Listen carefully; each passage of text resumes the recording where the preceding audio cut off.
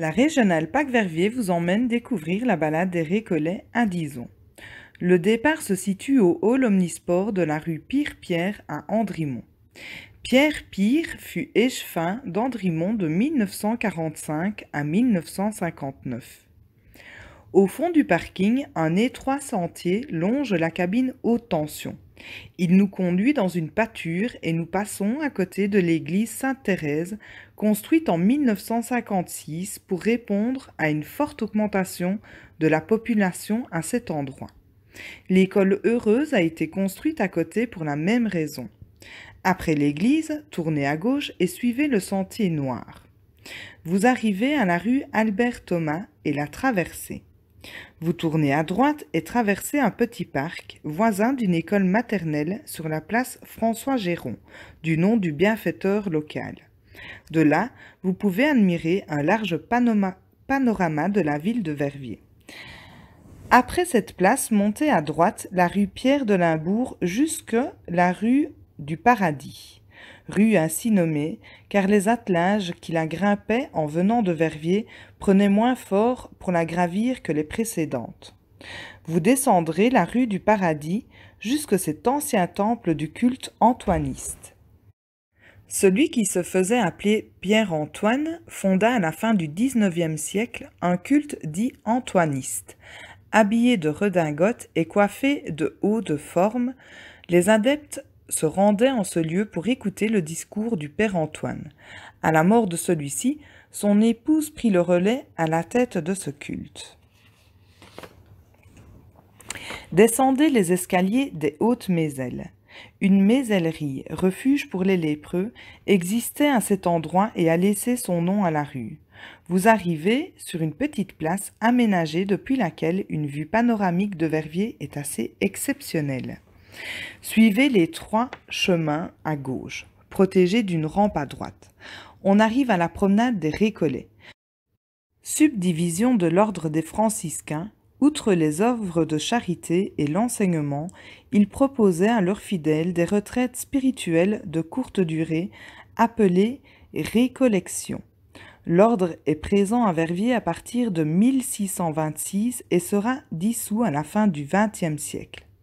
Ce chemin était à l'origine bordé de nombreux tilleuls plantés en 1804 sur le conseil du bourgmestre de l'époque, Monsieur Pierre David. Au niveau de la passerelle Kechteg, homme politique du début du XXe siècle, continuez tout droit jusqu'au bas de la rue Renier. Peintre, poète, historien et archéologue, Jean-Simon Renier a offert sa maison située sur l'autre rive à la ville afin d'en faire un home pour accueillir les retraités. La maison est à présent utilisée pour y loger les collections du Musée des Beaux-Arts et de la céramique de Verviers. Passez devant un des plus anciens Christ de Verviers. Nous descendons le petit escalier qui rejoint la promenade au niveau de la Vesdre. Nous sommes au pont d'Andrimont, dit aussi le pont d'Alcut, appelé ainsi car il était connu pour rassembler les dames de petite vertu. La fontaine du pont d'Alcut. C'est la dernière des fontaines publiques. Elle date de 1828 et, à l'époque, l'eau débitée avait la réputation d'être la meilleure de la ville. Le Christ est très ancien et date probablement du XVIIIe siècle. En wallon verviétois, cut signifie prostituée.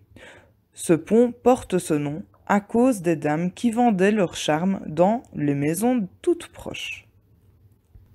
Nous suivons ce chemin le long de l'eau jusqu'au pont du Hombier, au lieu dit les Dardanelles. Ce méandre de la Vesdre fut appelé ainsi en référence au détroit des Dardanelles qui sépare la mer Égée de la mer Marmara. Détroit qu'empruntaient les bateaux lors de la guerre de Crimée en 1655.